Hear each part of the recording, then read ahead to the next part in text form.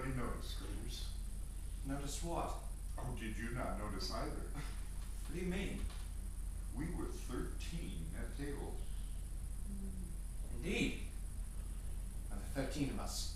Our usual party was 12. You ought not to have invited me, Gregors. What? Not invited my best and only friend to a party supposed to be in my honor? But I don't think your father likes it. You see, I'm quite outside of his circle. So I hear. But I wanted to see you and have a talk with you, and I certainly shan't be staying long.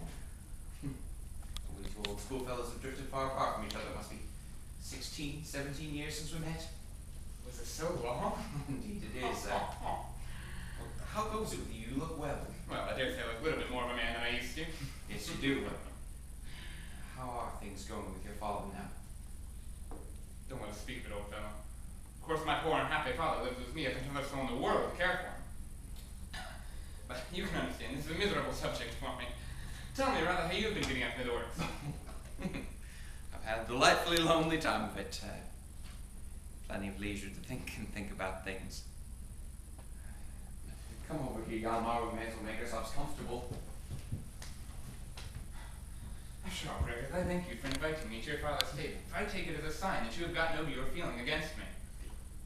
How could you imagine any feeling against you? What is a great misfortune? Well, it was natural enough that you should. Your father was within an ace of being drawn into that. Well, that terrible business. Well, you did, Gregors. Your father told me himself. My father did. Oh, I see. So that's why you never let me hear from you, not a single word. Yes. Not even when you made up your mind to become a photographer? Your father said I better not write to you at all about anything. Oh. Oh, well, perhaps he was right. Now tell me, Hjalmer, are you pretty well satisfied with your present position? Ah, yes, I really have no cause to complain. At first, as you might guess, it felt a little strange. It was such a totally new state of things for me. But of course, my whole circumstances were totally changed. Father's utterly irretrievable ruin. Shame, the disgrace of it, Gregors.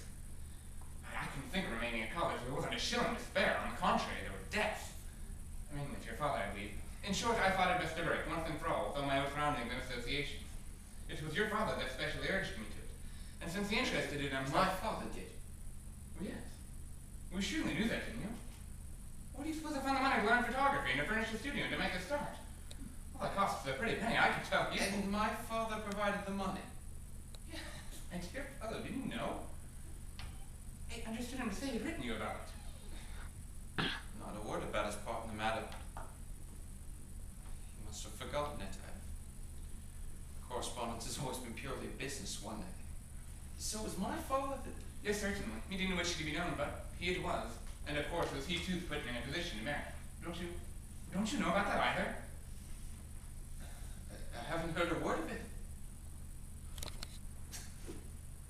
My dear Hjalmer, I can't tell you what pleasure this gives me. Pleasure in self-reproach. I've perhaps done my father an injustice after all. And some things. This proves he has a heart. Well, I trust you are happy in your married life?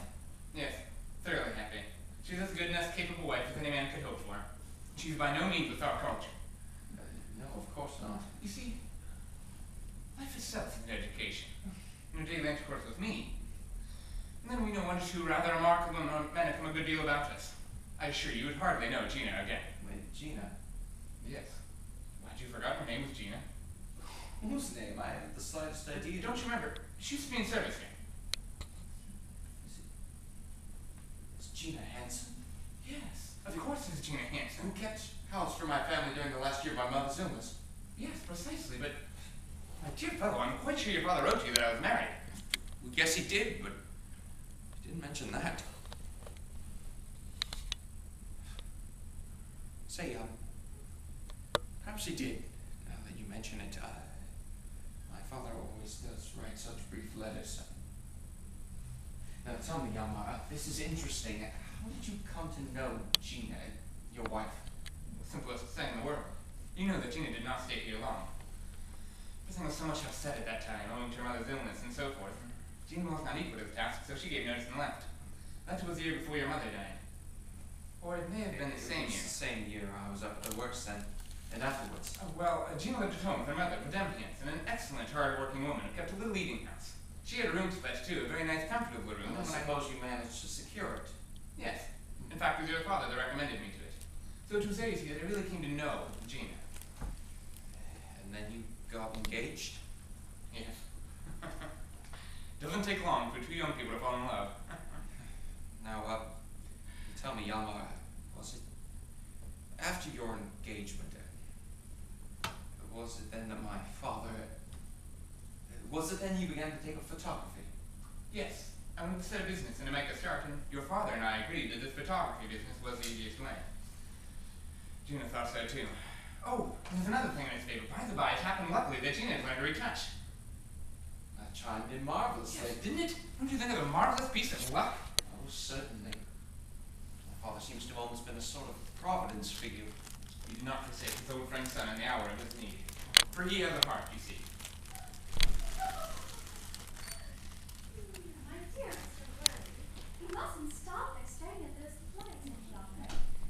It's very bad for you. I dare say you are right. Well, it is getting late. Are you going, Ethel? Yes. Remember me to Gina. Thanks. And tell her I'm coming up to see her one of these days. Yes, thank you. Are you going straight home? Yes. Why? I thought perhaps I might look in on you later. Oh, you mustn't do that, Greg. My home is a melancholy abode, especially after a splendid banquet like this.